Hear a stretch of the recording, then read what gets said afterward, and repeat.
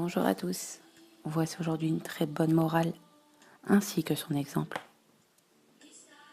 Le Créateur prend plaisir de votre joie.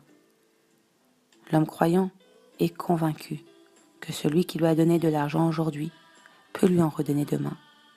Il n'a donc pas peur de le dépenser.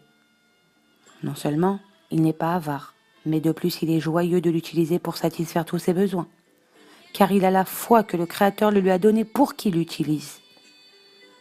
À la différence de celui privé de la foi et qui a peur de perdre son argent, de crainte de ne pas en recevoir le lendemain, on dit de lui dans le Talmud: celui qui possède une miche de pain dans son buffet et qui dit « Que mangerai-je demain ?» fait partie de ceux dont la foi est imparfaite. Il faut savoir que le Créateur lui-même éprouve plaisir et joie à voir les gens utiliser son argent joyeusement. À quoi cela est-il comparable?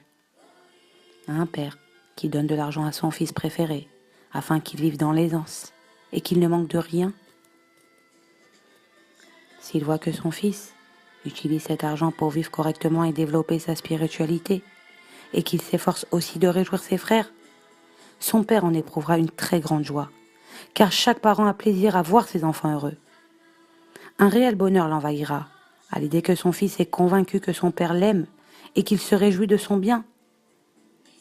Il est clair qu'il continuera à lui donner de l'argent lorsque tout sera dépensé.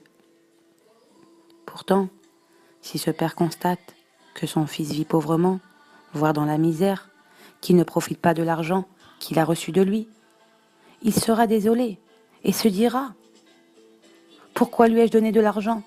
N'est-ce pas pour qu'il vive à l'aise, sans manquer de rien? Pourquoi vit-il aussi misérablement et se prive-t-il? Il en va de même pour le Créateur, notre Père céleste. Il donne de l'argent à l'homme pour qu'il vive dans l'abondance et qu'il en distribue à ses frères. Sa volonté et son plaisir sont que l'homme utilise son argent avec joie. Pourtant, il est parfois décrété que certains doivent vivre dans la pauvreté. La volonté divine est qu'ils vivent ainsi, car c'est le meilleur qui soit pour eux. Néanmoins, si un homme qui n'a pas été condamné à vivre ainsi et qui possède de l'argent réduit ses dépenses et vit parcimonieusement, le Créateur en souffre. Voilà, et bonne journée à tous.